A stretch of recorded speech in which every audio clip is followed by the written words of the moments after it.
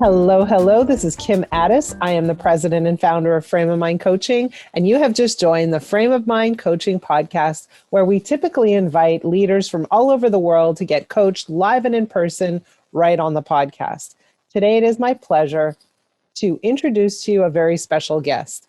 Her name is Ferne, and she happens to be my daughter. And today, rather than me coaching her, she's going to present to me a case where I will look at it, think about it, ask some questions, and offer some coaching direction.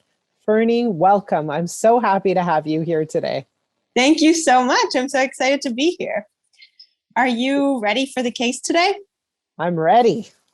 All right, here goes. So essentially, this case is about a young girl in her early 30s. Her whole entire life, she wanted to be a doctor. Let's call her Sophie. So she wanted to be a doctor. She studied super hard. She did amazing in med school, passed with flying colors, became a doctor, and worked as a doctor for a few years. Then a few years later, COVID hits. So she works in the hospitals, takes care of patients. And, over the course of her time working in these hospitals, she saved many, many lives. But she also saw a lot of lives go. She saw a lot of people pass, which was really tough, but such is the life of a doctor. And so a lot of the people she saw pass were older people, people with autoimmune disorders, and, the classic patient that we assume kind of goes with COVID. And so as the vaccine came out, she started giving the vaccine. She was a huge advocate for giving this vaccine. She was really big on the education of people and making sure that everyone gets the vaccine so that the whole world can move on from this mass pandemic. And so Sophie is very, very close with her mother. But as you can expect, Sophie's mother is what we would call an anti-vaxxer. Essentially, Sophie's mother believes that the government created this pandemic, they created COVID-19, and she absolutely refuses, Sophie's mother absolutely refuses not only to get the vaccine, but to even talk about the vaccine. And so Sophie's not only embarrassed, angry, all these emotions, but she's particularly scared. Her mother is 65 and has arthritis, which, is a type of autoimmune disorder. And moreover, because her mother believes that this is a government created pandemic, she refuses to abide by any of the government rules. So she sees whoever she wants, whenever she wants, doesn't care where they've been, what they've done, who they are, doesn't matter. And the worst part for Sophie is that her mother does not know how to wear a mask. She puts the mask right here as though her nose is allowed to be exposed. Her nose isn't part of any sort of anything. So she's one of those poor mask wearers that Sophie tries to advocate against. And so Sophie's really worried for her mother because she is one of those patients that she saw so many of them pass away. But every time she tries to have this conversation with her, her mother completely shuts down the conversation, and Sophie doesn't know what to do. And so they keep getting into fights and they, keep butting heads, and the relationship is slowly diminishing. And Sophie really doesn't know how to convince her mother to take this vaccine. And so that's really the problem here, or the case study is, what should Sophie do? What's Sophie's mother's name? Marianne. Marianne. Is Marianne married? Yeah. Yes. So she has a husband. And what's her husband's take on all of this? So her husband isn't the father, that her parents are divorced. So stepfather. Yeah, exactly. Sophie's stepfather. She has a pretty good, decent relationship with her stepfather. He's nice. He takes care of her mother, so it's fine. And he's kind of in the same boat. He's more of a neutral player, similar boat to the mother, doesn't get the vaccine, but is more willing to talk about it. Okay, so he hasn't gotten the vaccine, but he's willing to talk about it. More so than the mother. Okay, so what's the approach? So the question becomes, does Sophie manipulate the situation to push her mother to get the vaccine? What does she do? She firmly believes in the vaccine. Her mother doesn't. Like, what is Sophie's course of action?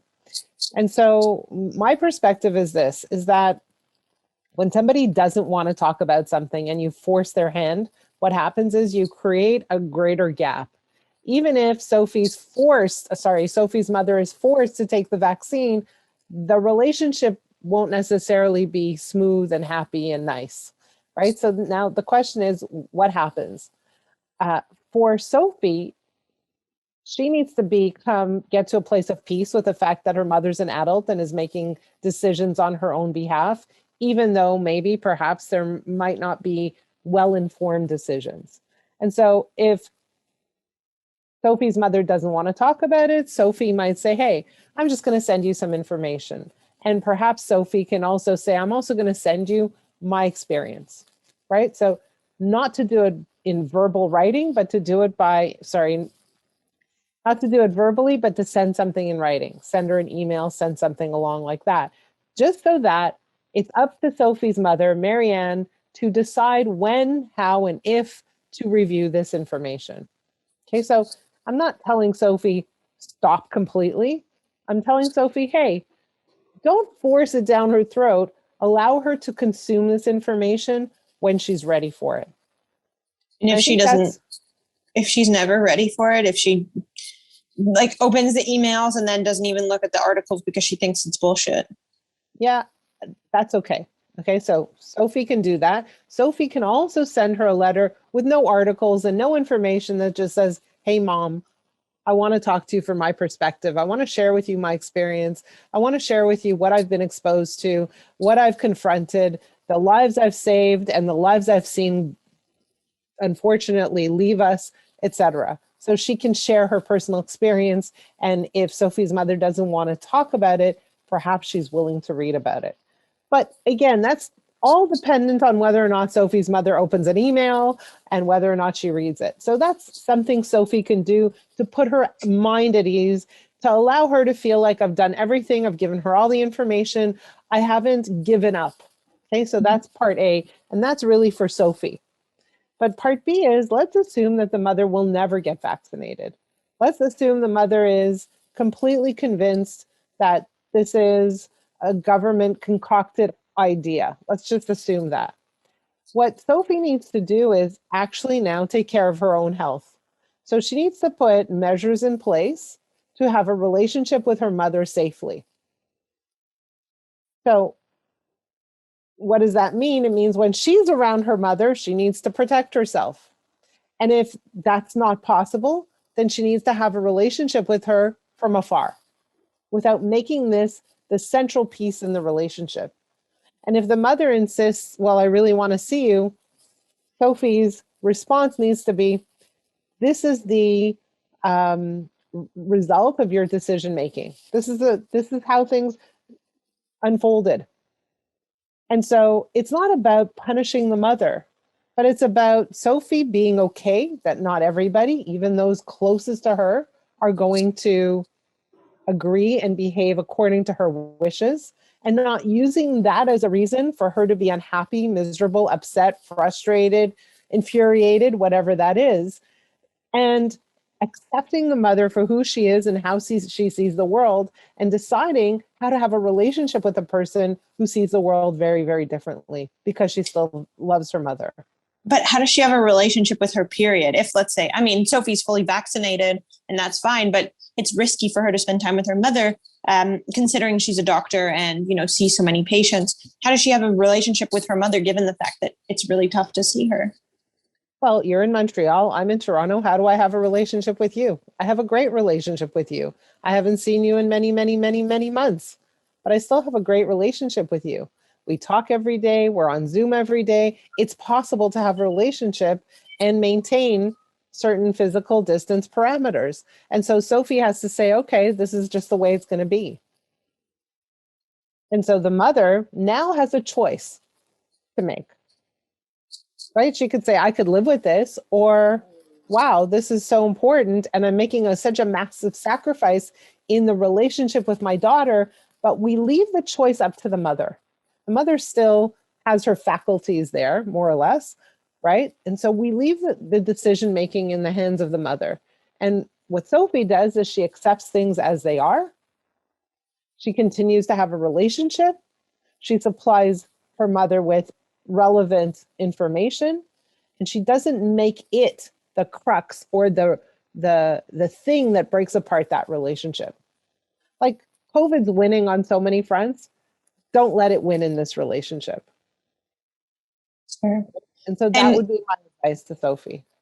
And what about, so Sophie has kids, and I didn't mention it before, but she has kids, and the kids wonder why they're not seeing their grandmother. What does she tell the kids? She tells the kids exactly as it is. She says grandmother doesn't want the vaccine. Yeah, and we don't want her make her sick, and we don't want to get sick either. We want to make her sure she's safe. So let her face her grandchildren. Let her grandchildren ask their grandmother why she's making those choices. Right? So here's really the story, is that the mother, Marianne, is making decisions that have consequences. And the consequence is Sophie cannot see her, neither can her grandchildren. That's a choice she gets. We always want to allow people to make choices. And while those choices may not be optimal for us, our job is to accept other people's decisions, other people's choices, and make decisions for ourselves that are healthy, aligned with our values, and allow us to feel a sense of peace about the decisions we make. Yeah, it's a tough one though, not to decide not to see your mother, and to decide that her grandchildren can't see her, you know? It is a tough one, but that's not the decision you're making. It's the decision the grandmother's making. So you're putting the blame on the grandmother? I'm not putting a blame on anyone. I'm saying everybody makes choices, and all choices have consequences. In this case, the consequence for the grandmother, Marianne, is that she won't get to see her daughter or her grandchildren. And she needs to be aware that that is the consequence, period. It's not about punishing her. It's about, if I can be okay with your decision, you have to be okay with mine. Yeah. And if these are the decisions we make together and we still want to have a relationship, let's find a way to do that. And what about the stepdad? Is there any sort of avenue to go from there, or? Well, again, I mean, you can talk to the stepdad, you can send him the same information, you can encourage him to have conversations with his wife, on and on. You can actually encourage the dad to get vaccinated and see the stepdad. Boy, don't you think the grandmother's going to feel like she's missing out? Probably. So the idea is not to, again, punish anybody, but it's to have relationships in as healthy as possible a manner, both physically, emotionally, mentally, and otherwise. Make sense? Makes sense. So if you were to give Sophie one last piece of advice, what would you say? What I would say is that the harder you try to push someone, the greater resistance you're going to experience. So I would say, don't try to push so hard. Let down the pushing. Be okay with someone's decisions, but help them understand the consequences of their decisions and allow them to choose. Makes sense. Well, thank you. Thank you. That was a tough one. That was a good one. I liked it. I'm glad. For those of you who are listening to this podcast, I'd love to hear your thoughts. I'd love to know if you've encountered a situation like this where perhaps someone in your life that's important has made a decision or has a view of the world that is different from yours. I'd love to hear about it. Please reach out to me with your feedback on this podcast. My email address is kim@frameofmindcoaching.com.